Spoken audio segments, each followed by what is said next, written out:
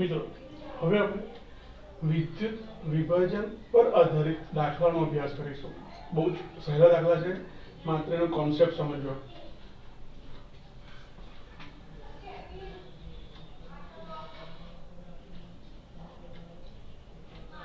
વિદ્યુત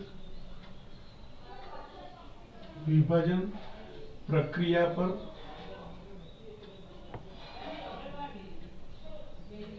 આધારિત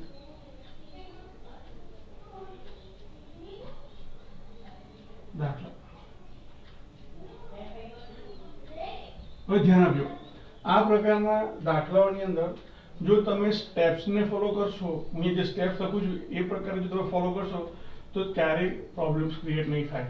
ધ્યાન આપજો, આ પ્રકારના દાખલા જ્યારે કરવા હોય તો સૌપ્રથમ અહીંયા એક દાખલો લખ્યો છે, જો એની અંદર તો કે કોપર સલ્ફેટનું જલીય દ્રાવણ છે, એમાં 10 મિનિટ માટે 1.5 એમ્પિયર વિદ્યુત પ્રવાહ પસાર કર્યો છે। તો જ્યારે તમને આ પ્રકારના વિદ્યુત વિભાજન કોષ પર આધારિત દાખલા પૂછાય તો સૌપ્રથમ તમારે જો તમને વિદ્યુત પ્રવાહ અને જો તમને સમય આપેલો હોય તો હંમેશા સૌપ્રથમ પસાર કરેલ વિદ્યુતનો જથ્થો મેળવવો। આ ક્લાસિકલ મેથડ છે મિત્રો। દાખલા બે રીતે થાય, એક ક્લાસિકલ મેથડથી, પરંપરાગત મેથડથી અને સૂત્રોના ઉપયોગ દ્વારા। સૂત્રોના ઉપયોગ દ્વારા તમે JEE નીટ ની અંદર તમે કોઈ પણ કોમ્પિટિટિવ એક્ઝામનો ઉપયોગ કરી શકો, પણ બોર્ડની અંદર એના માર્ક્સ કદાચ ના પણ આપે અથવા ઓછા આપે, રાઈટ। એટલે અહીંયા આપણે ક્લાસિકલ મેથડથી જ આપણે તો કે એટલે કે ફેરેડેના નિયમો પરથી જ આપણે દાખલાઓ કરીશું। તો ક્લાસિકલ મેથડની અંદર સૌપ્રથમ શું કરવાનું, જો તમને વિદ્યુત પ્રવાહને સમય આપેલા હોય તો સૌપ્રથમ તમારે તે કોષમાંથી પસાર કરેલ વિદ્યુતનો જથ્થો પ્રાપ્ત કરવો। સૂત્ર શું છે તો કે Q બરાબર I ઇન્ટુ T, સૂત્રનો ઉપયોગ કરો। નંબર 1 હવે તમે નક્કી કરી દીધું, હવે આ શેમાં આવશે, કુલમમાં આવશે, બરાબર છે। ત્યારબાદ તો કે કુલમમાં તમને જે મૂલ્ય મળ્યું, બરાબર છે, એને ફેરાડેમાં ફેરવવું, એટલે કે તમારે જે કુલમ આવ્યા એને 96,500 વડે ભાગી નાખો એટલે તમને ફેરાડેમાં તમને એની કિંમત, એનું મૂલ્ય મળશે। નંબર 3, વિદ્યુત વિભાજન કોષમાં એનોડ અને કેથોડ પર કઈ નિપજ પ્રાપ્ત થાય છે, કઈ નિપજ મળશે તે નક્કી કરો, તે નક્કી કરો।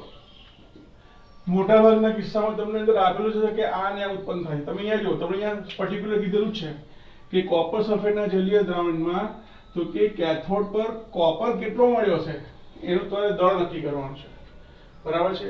તો તમને એનોડ માટે પણ આપેલું હોય કે ભાઈ O2 વાયુ મુક્ત થાય છે દાખલા તરીકે, તો 99% કિસ્સાની અંદર તમને આપેલી રકમની અંદર જ તમને નિપજો આપેલી હશે, પણ જો ના આપેલી હોય તો તમારે જાતે નક્કી કરવાનું કે એનોડ પર શું મળશે, કેથોડ પર શું મળશે। આપણે આગળ લેક્ચરની અંદર ભણી ગયા, બરાબર છે। કહ્યું તો કે વિદ્યુત વિભાજન કોષની અંદર ગુણાત્મક ખ્યાલ આપણે ભણી ગયા કે એનોડ પર કઈ નિપજ પ્રાપ્ત થશે, કેથોડ પર કઈ નિપજ પ્રાપ્ત થશે, એ પેલા EMF શ્રેણી પર આપણે નક્કી કરતા હતા, બરાબર છે। સારું, નક્કી કરો। ત્યારબાદ તો કે એનોડ અને કેથોડ પરની જે અર્ધ પ્રક્રિયાઓ છે, રેડોક્સ પ્રક્રિયામાં બે અર્ધ પ્રક્રિયા થાય, ઓક્સિડેશન અને રિડક્શન। તો એનોડ અને કેથોડ અર્ધ પ્રક્રિયાના સંતુલિત અર્ધ પ્રક્રિયાનું સંતુલિત સમીકરણ દર્શાવો। ત્યાર પછીથી નંબર 5 શું કરશો તો કે ત્યાર પછીથી જે તે વિદ્યુત ધ્રુવ પર મળતી નિપજની તમારે માહિતી, વિદ્યુત ધ્રુવ પરની જે નિપજનું તમારે તો કે જથ્થાત્મક એનાલિસિસ કરવાનું છે, બરાબર છે। તે પ્રક્રિયા પર, તે પ્રક્રિયાના સંતુલિત સમીકરણની અંદર જે તત્વયોગ મિતિ છે, આ તત્વયોગ મિતિને આધારે ગણતરી કરો। ત્યાર પછીથી નંબર 6 તો કે વિદ્યુત ધ્રુવ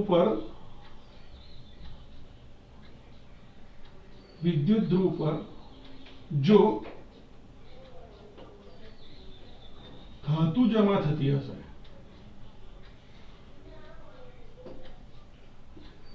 તો તેનું દળ શોધો। હવે તત્વયોગ નીતિના આધારે ગણતરી કરીને શું મળશે તો કે ગણતરી કરીને મોલ મળશે।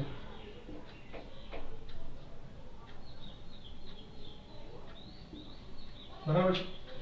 પણ જો વિદ્યુત ધ્રુવ ઉપર ધાતુની જગ્યાએ કોઈ વાયુ ઉત્પન્ન થતો હશે તો તમે મોલ તો શોધી જ નાખશો તત્વયોગ નીતિ પરથી, પણ હવે તમારે એનું કદ શોધવું પડશે।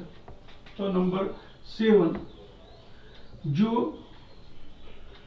વિદ્યુત ધ્રુવ પર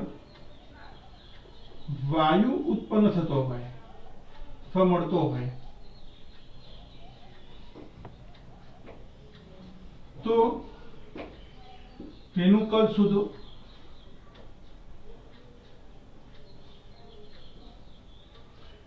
તો કદ શોધવા માટેનું સૂત્ર શું છે તો બીજું તમે એસટીપી કદ શોધવાનું કીધું હોય તો શું આવશે વોલ્યુમ એટ એસટીપી બરાબર તમને જે વાયુના મોલ મળ્યા છે તત્વયોગ વિધિ પરથી એને 22.4 લિટર વડે ગુણી નાખો તો તમને એ જે તે વાયુનું એસટીપી કદ મળી જશે। પણ જો તમને એસટીપી ના કીધેલું હોય અને તમને કોઈ તાપમાન આપેલું હોય 298 કે 300 કે 325 કેલ્વિન તાપમાન તો ત્યારે આપણે આદર્શ વાયુ સમીકરણ પરથી આપણે v ને સૂત્ર કરતા કરીએ તો શું બને v બરાબર NRT/P PV બરાબર NRT તો p ને આપણે v ને સૂત્ર કરતા કરીએ તો p શું થશે નીચે જશે।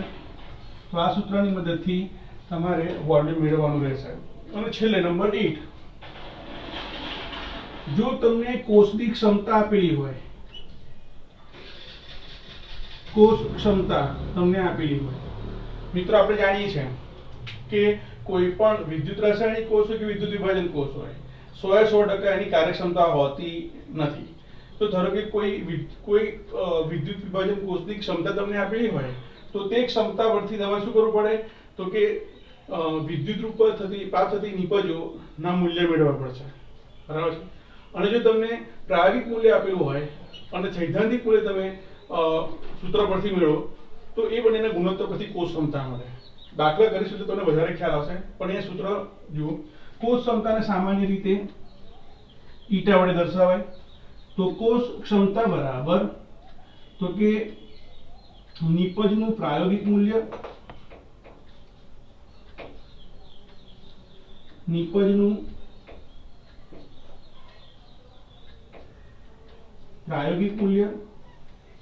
છેદમાં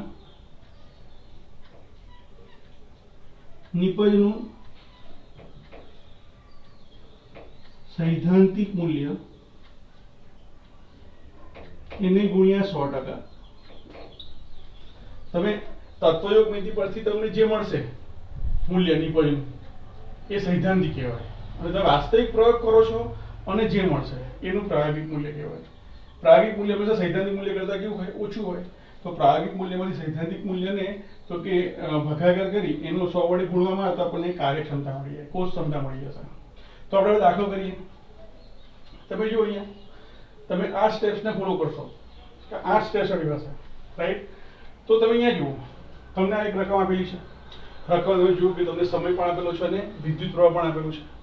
તો આપણે શું કરીશું, હવે તમારી એનસીઈઆરટી બુકમાં પેજ નંબર 86 ઉપર તો કે દાખલો કરીને જ આપેલો છે ઓલરેડી। તો સૌપ્રથમ આપણે શું કરીશું, સ્ટેપ નંબર 1 પસાર કરેલ વિદ્યુતનો જથ્થો મેળવીશું। તો હું લખીશ પસાર કરેલ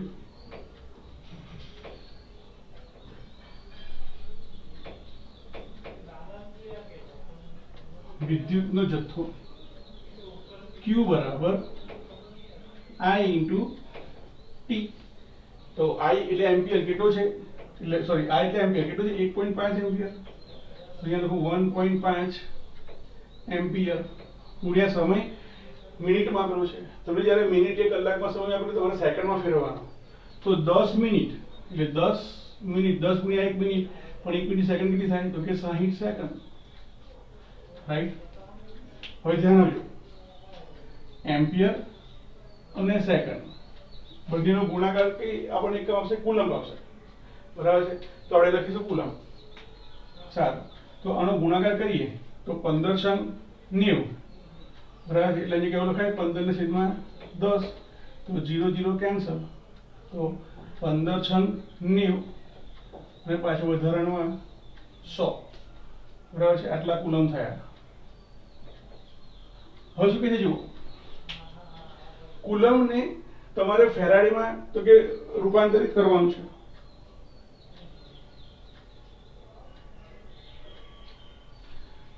હા, બરાબર છે. તો તમે અહીંયા શું કરશો? કુલમ્બને ફેરાડેમાં ફેરવવાનું છે. તો અહીંયા શું કરીશું આપણે? તો કે આ જે કુલમ્બ મળ્યા એને હું શું કરીશ? 96500 વડે ભાગી નાખીશ. તો લખાશે કેવી રીતે? ઇઝ ઇક્વલ ટુ 900 છેદમાં 96500. તો કે આ ફેરાડે થઈ ગયા. 1 ફેરાડે બરાબર 96500 કુલમ્બ. બરાબર છે. તો 96500 કુલમ્બ વડે ભાગી નાખું તો મને શું મળે? ફેરાડે મળે. તો આ 2 0 2 0 કેન્સલ. તમે આખું રાખો ને તો સારું. બરાબર છે. કેમ? તો કે તમે બે ફાયદા છે. જો તમે અહીંયા ફેરાડે લખો તો તમને આગળનો દાખલો ખોટો હોય તો તમને 1 માર્ક્સ મળી ગયા સુધીને. રાઈટ. એટલા માટે સારું છે. પણ તમે જ્યારે અહીંયા આન્સર મેળવશો ને ત્યારે કેલ્ક્યુલેટરની અંદર તમને જ્યારે દશાંશ એના પછી ઘણી મોટી રકમ મળી જાય, 3 4 5 2 3 આગળ મળતું હોય તો 2 સુધી લીધું હોય તો એમાં નજીવો આન્સરમાં તફાવત જોવા મળે. પણ અત્યારે આપણે સીધું કેલ્સીથી કરી લઈએ કારણ કે આપણે 1 માર્ક્સ સિક્યોર થઈ જાય. તો એનું મૂલ્ય મેં પણ લખ્યું નથી, બુકમાં પણ નથી આપ્યું. ચાલશે, તો રવા દો. જે આવશે તેનું મૂલ્ય થઈ ગયું. આપણે મૂલ્ય મેળવવાનું. ઓકે. હવે શું કરીશું આપણે? તો હવે શું કહે છે? એનોડ અને કેથોડ પરની નિપજ નક્કી કરો. તો આપણે નિપજ નક્કી કરવાની જરૂર નથી. કેમ? આપણે ઓલરેડી કીધેલું જ છે કે કેથોડ પર નિક્ષેપિત થાય છે કોણ? કોપર. તો કેથોડ પર કઈ પ્રક્રિયા થાય? રિડક્શન પ્રક્રિયા થશે. તો હું લખીશ તો કેથોડ પર શું થશે? તો કે Cu2 પ્લસ આયન 2 ઇલેક્ટ્રોન મેળવી કોપર સોલિડમાં ફેરવાશે. તો ચલો ત્રીજો સ્ટેપ, ચોથું સ્ટેપ પૂરું થઈ ગયું. અર્ધ પ્રક્રિયા સંતુલિત સમીકરણ થાય. 1 copper 1 copper plus two minus neutral. Okay. હવે શું કરીશું આપણે? તો કે નંબર 6. હા, નંબર 5. જ્યારે સંતુલિત સમીકરણ લખ્યું છે તો ત્યારબાદ તત્વયોગમિતિને આધારે તમારે ગણતરી કરીને તો કે જે તે નિપજના મોલ મેળવવાના રહેશે. તો તમે જુઓ અહીંયા તત્વયોગમિતિ શું કહે છે કે 1 મોલ Cu2 પ્લસ આયનનું 2 મોલ ઇલેક્ટ્રોન વડે રિડક્શન કરવામાં આવે તો 1 મોલ કોપર મળે છે. હવે 2 મોલ ઇલેક્ટ્રોનનો શું થયો? 1 મોલ ઇલેક્ટ્રોન બરાબર 1 ફેરાડે. તો 2 મોલ ઇલેક્ટ્રોન એટલે શું થાય? 2 ફેરાડે. તો આપણે અહીંયા લખી શકીએ તત્વયોગમિતિ પરથી. અહીંયા હું લખું છું તત્વયોગમિતિ પરથી સ્પષ્ટ છે કે શું સ્પષ્ટ છે? કે 2 ફેરાડે વિદ્યુતનો જથ્થો પસાર કરવામાં આવે છે ત્યારે 1 મોલ કોપર મળે છે. 1 મોલ કોપર મળે છે. તો તમને અહીંયા જેટલા ફેરાડે મળ્યા એટલા ફેરાડે વિદ્યુત પસાર કરવામાં આવે કેટલા મોલ કોપર મળે? બરાબર છે. તો અહીંયા શું થાય? હું હવે આ લખી દઉં છું 9/965 લખી દઉં છું. અત્યારે અહીંયા તમારી જે રકમ અહીંયા તમારે લખવાની છે અત્યારે લખી દઉં છું 9/965 ફેરાડે. જો વિદ્યુતનો જથ્થો પસાર કરવામાં આવે તો કેટલા મોલ કોપર મળે? બરાબર છે. તો ઇઝ ઇક્વલ ટુ ઉપર જે ક્રોસ મલ્ટીપ્લિકેશન થાય તો 9/965 એને ગુણ્યા 1 મોલ કોપર છેદમાં 2 ફેરાડે ફેરાડે કેન્સલ એટલે આન્સર કોપરમાં આવશે. કોપર મૂળમાં આવશે. તો આનું સિમ્પ્લિફિકેશન કરશો તો તમને આટલા મૂળ કોપર મળશે. બરાબર છે. તો ધારો કે આટલા મૂળ કોપર મળ્યા. ધ્યાન આપજો, આખું સિસ્ટમથી જ જઈએ છે. હવે આટલા મૂળ કોપર મળ્યા તો તો હવે મારે શું કરવું છે, કોપરનું દળ મેળવવું છે. તો કોપરનું દળ બરાબર શું લખાય, તો કે કોપરનું દળ બરાબર મોલ ગુણ્યા એનો મોલર માસ, એનો અણુભાર કોપરનો. તો અહીંયા પરમાણુ ભાર આવશે, એટમિક માસ આવશે. સારું, તો અહીંયા તમારે જે મોલ આવ્યા, અહીંયા તમારે જે મોલ આવશે બરાબર છે. તો અહીંયા લખી દો ત્યારે કેટલા મોલ આવે છે, તો 9/965 ગુણ્યા 2. આટલા મોલ તમારી પાસે આવ્યા. તમે કેલ્ક્યુલેટરથી સિમ્પ્લિફાઈ કરશો બરાબર છે. અને એનો પરમાણુ ભાર તમને આપ્યો છે કેટલો, 63.5. અથવા 63 લો તો થશે તો પણ ચાલશે. તો તમને આન્સર કેટલો મળશે, 0.2938. 0.2938 ગ્રામ કોપર મળશે.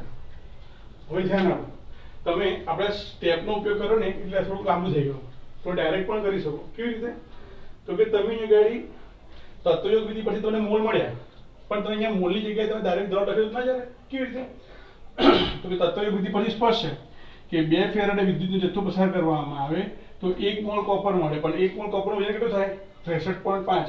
તો ડાયરેક્ટ લખો તો પણ ચાલે. કેવી રીતે, કે 2 ફેરાડે વિદ્યુત જથ્થો પસાર કરવાથી 63.5 ગ્રામ કોપર મળે છે. તો તમને જે આપેલા ફેરાડે છે એનાથી કેટલું, તો તમારે આખો કરવું પડે નહીં. પણ અત્યારે સિસ્ટમથી દાખલા કરો, પછીથી આપણે શોર્ટમાં જઈશું. રાઈટ. બીજા એક દાખલાનો અભ્યાસ કરીએ. શું કહે છે જો તમે અહીંયા 300 કેલ્વિન તાપમાને અને 1 બાર દબાણે CuCl2 ક્યુપ્રિક ક્લોરાઇડના જલીય દ્રાવણમાંથી વિદ્યુત વિભાજનની પ્રક્રિયા દરમિયાન ઋણ ધ્રુવ ઉપર કોપર. હવે ઋણ ધ્રુવ કોને કહેવાય વિદ્યુત વિભાજન દ્રાવણની અંદર, તો કે ઋણ ધ્રુવ એટલે જ્યાં ઇલેક્ટ્રોન દાખલ થતા હોય તે. તો ઇલેક્ટ્રોન ક્યાં દાખલ થતા હતા, બેટરીના ઋણ છેડા તરફ, એટલે કેથોડ. એટલે કોપર એટલે ઋણ ધ્રુવનો અર્થ થાય કોપર. તો જો નેગેટિવ કેથોડ NCr અને પોઝિટિવ એનોડ વિદ્યુત વિભાજન કોષ. તો ઋણ ધ્રુવ ઉપર Cu અને ધન ધ્રુવ ઉપર Cl2 વાયુ મુક્ત થાય છે. જો 2 એમ્પિયર વિદ્યુત પ્રવાહ 1 કલાક માટે પસાર કરવામાં આવે તો કેટલા ગ્રામ કોપર કેથોડ ઉપર અને કેટલા, એટલે કે ડાયક્લોરિક ગેસ કેટલા લીટર કદનું મળશે એ નક્કી કરવાનું છે. તો વિદ્યુત વિભાજન કોષના દાખલામાં આપણે સ્ટેપ્સનો આપણે તો કે ઉપયોગ કરીશું. તો પહેલું સ્ટેપ શું છે, તો કે જો તમને વિદ્યુત પ્રવાહ અને સમય આપેલો હોય તો સૌપ્રથમ તમારે શું કરવાનું, પસાર કરેલ વિદ્યુતનો જથ્થો નક્કી કરવાનો. તો પસાર કરેલ વિદ્યુતનો જથ્થો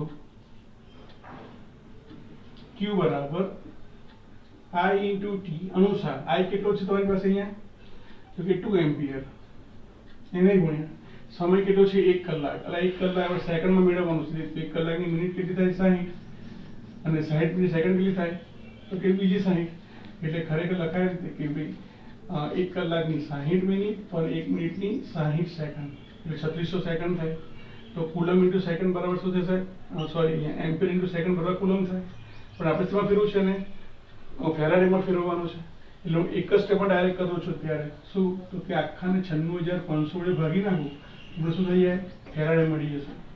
તો એ 2 0 2 0 કેન્સલ, બરાબર છે. 36 ભાગ્યા 36 ગુણ્યા 2 ભાગ્યા 965 કરો એટલે તમને મળશે 0.075 ફેરાડે, 0.075 ફેરાડે મળશે.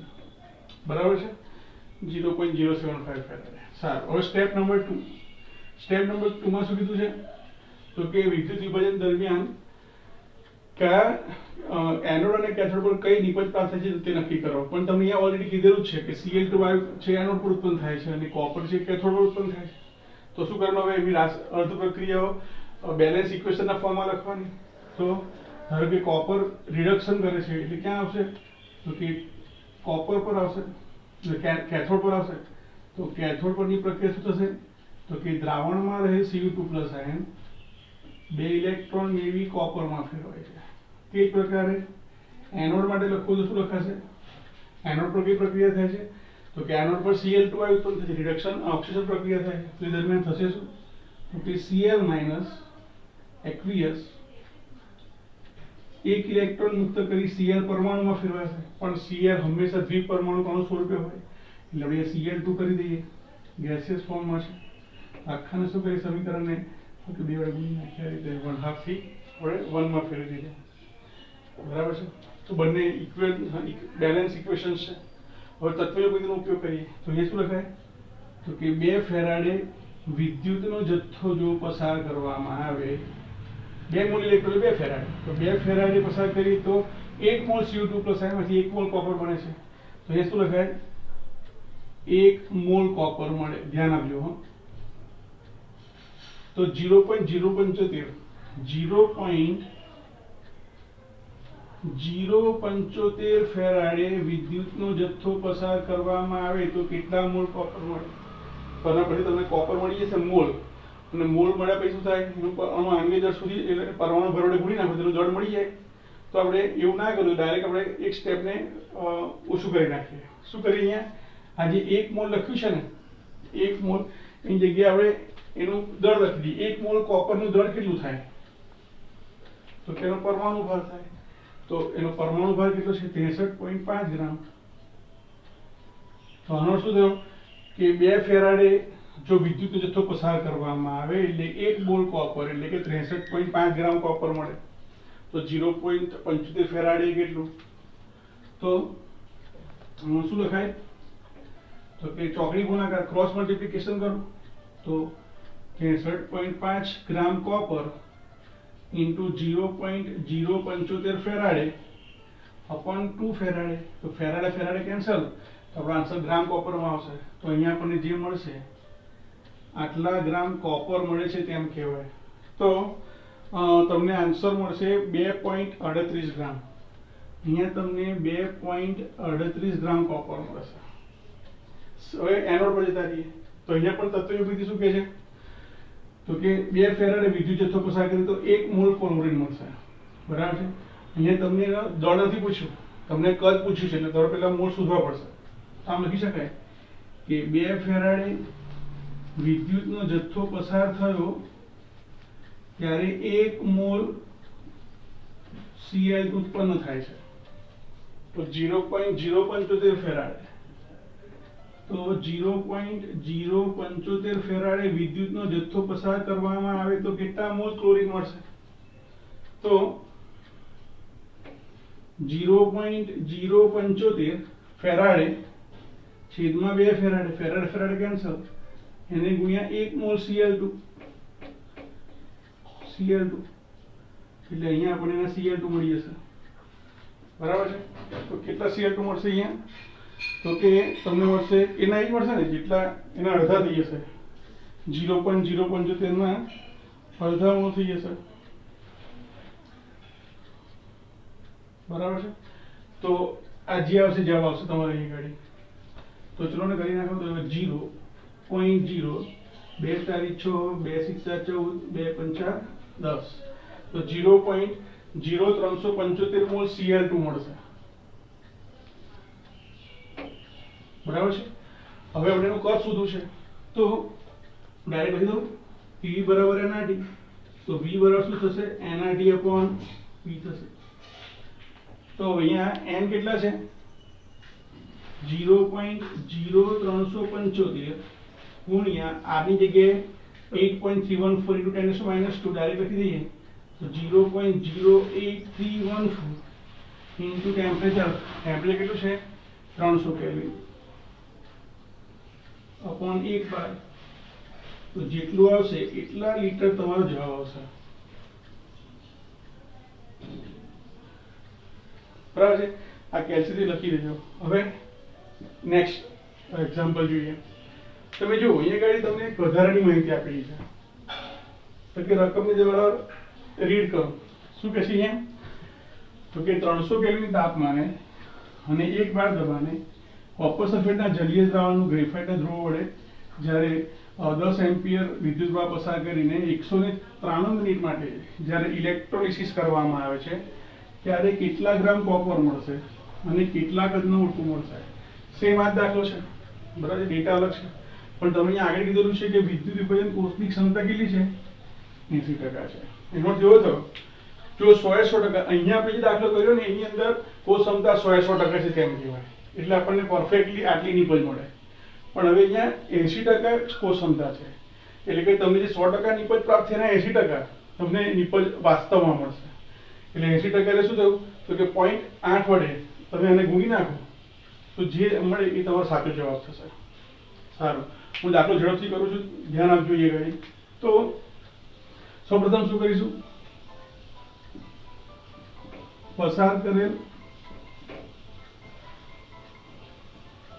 વિદ્યુતનો જથ્થો Q બરાબર I × T અનુસાર શું થશે તો કે 10 એમ્પિયર ગુણ્યા 193 મિનિટ છે, તો 1 મિનિટની સેકન્ડ કેટલી થાય 60 છેદમાં 96500 0 0 કેન્સલ બરાબર છે, એટલે આનો જવાબ આવશે 1.2 ફેરાડે. બરાબર છે, આનો જવાબ આવશે 1.2 ફેરાડે.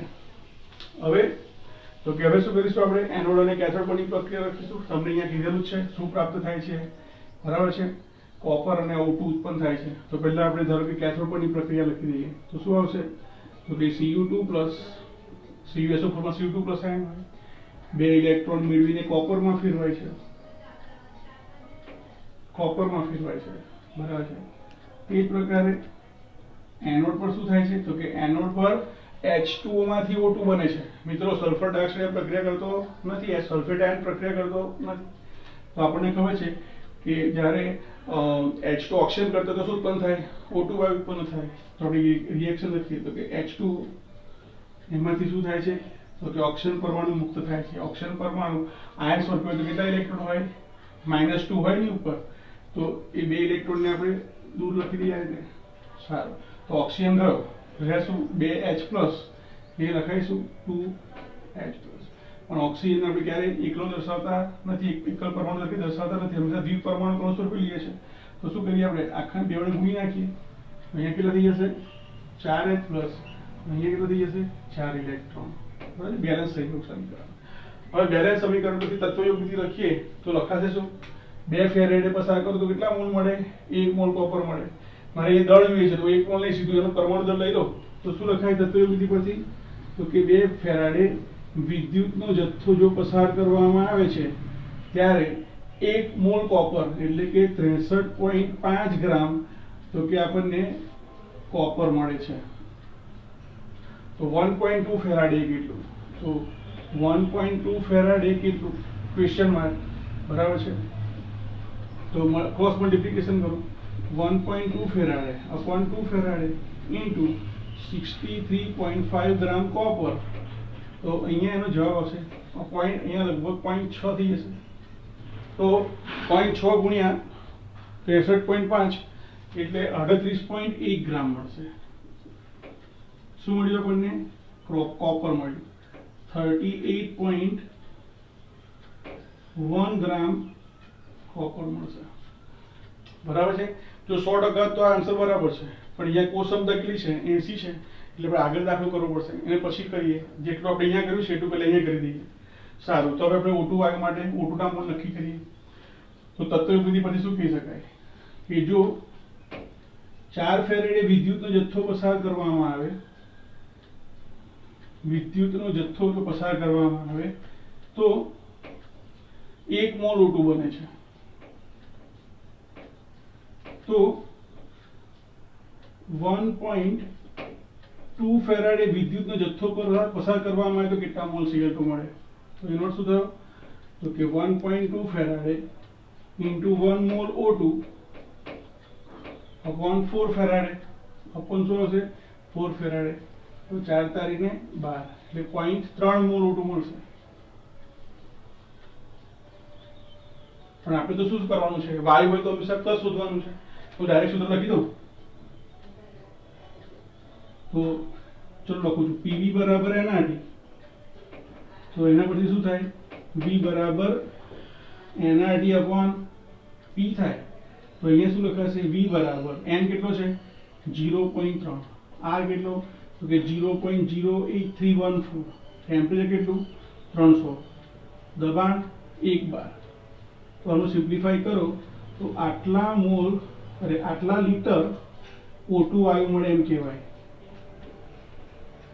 પણ ક્યારે કોષ ક્ષમતા 100% હોય ત્યારે તો એ કેટલું મળશે? લગભગ 7.48 લીટર મળશે. 7.48 લીટર મળશે. પણ અહીંયા શું કીધું છે? કોષ ક્ષમતા કેવી છે? 80% છે. તો અહીંયા લખીશું બંને જગ્યાએ કોષ ક્ષમતા 80% છે. તેથી પ્રાયોગિક રીતે અહીંયા પણ લખવું પડશે ને, કોષ ક્ષમતા કેટલી છે? કોષ ક્ષમતા બરાબર 80% છે. તો ખરેખર કેટલું દળ મળશે આપણને? તેથી કોપરનું મળતું પ્રાયોગિક દળ કેટલું થશે? તો કેવું કહી શકાય 80% ઓફ કોપર. તો કેવી લખાય? તો કે 80% એટલે 80/100 એટલે 0.8 ડાયરેક્ટ હતો પણ ચાલે. એને ગુણ્યા 100% ની પર જે મળી છે તે 38.1 ગ્રામ કોપર. એટલે કેટલો આન્સર આવશે એનો? તો કે 30.48 ગ્રામ. એનો આન્સર આવશે 30.48 ગ્રામ. બીજી બાજુ જોઈએ તો volume of O2 gas is equal to 80% of CL of O2, volume of O2 બરાબર છે. તો હું ડાયરેક્ટ લખી દઉં, લખાય 0.08 સોરી 0.80/100 એટલે 0.8 ગુણ્યા 7.48 લીટર એના બરાબર તમને મળશે 5.98 લીટર. 5.98 લીટર O2 વાસ્તવિક મળશે.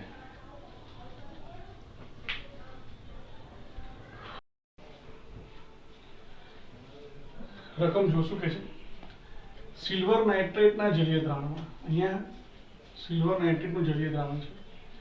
ગ્રેફાઇટના ધ્રુવો વડે એક વિદ્યુત વિભાજન કોષની રચના કરેલી છે, જેમાં 5 એમ્પિયરનો વીજ પ્રવાહ 193 સેકન્ડ માટે પસાર કરવામાં આવે છે.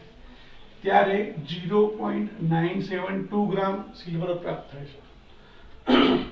તો વિદ્યુત વિભાજન કોષની ક્ષમતા શોધો. આપણે જાણીએ છીએ કે કોઈ પણ કોષ હોય એની 100% કાર્યક્ષમતા હોતી નથી, બરાબર છે. તો અહીંયા જે આપણને મૂલ્ય મળ્યું છે એ પ્રયોગ કરીને મળેલું મૂલ્ય છે, એટલે આ પ્રાયોગિક મૂલ્ય છે. પરંતુ આપણે તો કે સૈદ્ધાંતિક સૂત્રોનો ઉપયોગ કરીને સૈદ્ધાંતિક મૂલ્ય મેળવીએ અને કોષ ક્ષમતાના સૂત્રમાં બંને મૂલ્ય મૂકીએ એટલે આપણને એની કોષ ક્ષમતા પ્રાપ્ત થાય. તો અહીંયા શું કહે છે? તમને વિદ્યુત પ્રવાહ પણ આપેલો છે અને સેકન્ડ સમય પણ આપેલ છે. તેથી પસાર કરેલ વિદ્યુતનો જથ્થો Q બરાબર I × T. I બરાબર 5 એમ્પિયર અને T બરાબર 193 સેકન્ડ. 193 સેકન્ડ એમ્પિયર × સેકન્ડ બરાબર કુલમ થશે. 96,500 ભાગ્યા ફેરાડે મળશે તો તમને 0.01 ફેરાડે મળશે. તો પસાર કરેલ વિદ્યુતનો જથ્થો તમે એક્ઝામમાં સુધી કરો તો 1 માર્ક તો આપવો જ પડે. નેક્સ્ટ હવે શું કરવાનું છે? તો કે એનોડ અને કેથોડ પરની કઈ પ્રક્રિયા છે તે નક્કી કરવાની છે. અહીંયા આપણે ફક્ત EG વિશે વાત કરેલી છે અને EG પ્લસ ઇલેક્ટ્રોન એટલે EG1 એટલે કેથોડની તમને પ્રક્રિયા આપી દીધેલી છે. તેનું બેલેન્સ ઇક્વેશન લખ્યું આપણે કેથોડ પરનું. તત્વજ્ઞાનવિધિ શું કહે છે? 1 મોલ ઇલેક્ટ્રોન જો પસાર કરવામાં આવે તો 1 મોલ Ag પ્લસ આયનમાંથી 1 મોલ Ag તો કે પ્રાપ્ત થાય. તો આપણે કહી શકીએ કે 1 ફેરાડે 1 મોલ ઇલેક્ટ્રોન એટલે 1 ફેરાડે. તો 1 ફેરાડે વિદ્યુતનો જથ્થો પસાર કરવામાં આવે તો 1 મોલ સિલ્વર મળે. જેનો પરમાણુ દળ કેટલો છે? 108. 1 મોલનું દળ કેટલું થાય? 108 ગ્રામ. તો કહી શકાય કે 1 ફેરાડે વિદ્યુતનો જથ્થો પસાર કરવામાં આવે તો 108 ગ્રામ સિલ્વર મળે. તો 0.01 ફેરાડે. તો 0.01 ફેરાડે વિદ્યુતનો જથ્થો પસાર કરવામાં આવે તો કેટલો Ag મળે? તો ક્રોસ મલ્ટિપ્લિકેશન કરો એટલે તમને મળે શું? 1.08 ગ્રામ Ag મળે. તો 1.08 ગ્રામ એ સૈદ્ધાંતિક રીતે મેળવેલ છે. તો આપણે કહી શકીએ આપણે સૈદ્ધાંતિક મૂલ્ય કેટલું થયું? કે આ મૂલ્ય છે એ શું છે? સૈદ્ધાંતિક મૂલ્ય છે 1.08 ગ્રામ.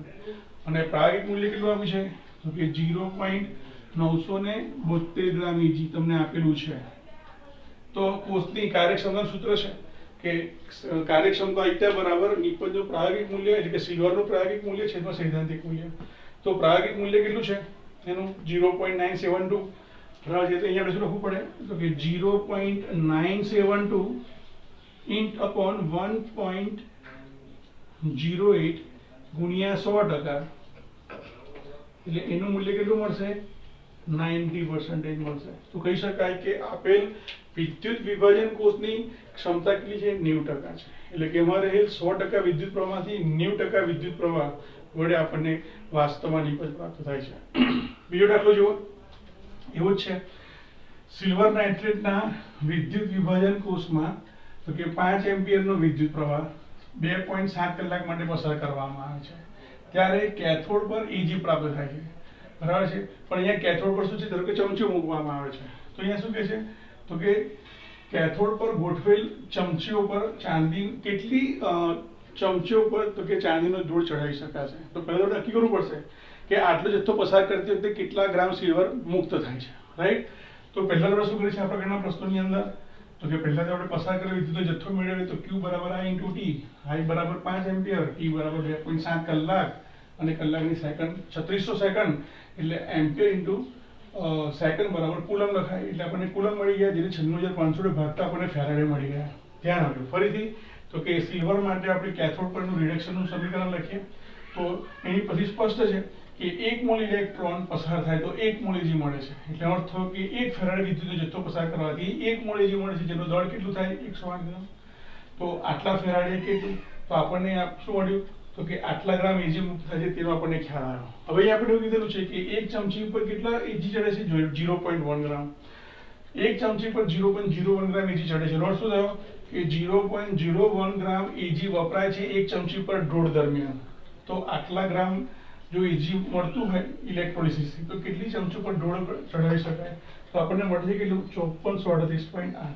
એટલે કુલ 5438 ચમચીઓ પર સંપૂર્ણ Eg નો દોડ ચડાવી શકાય છે.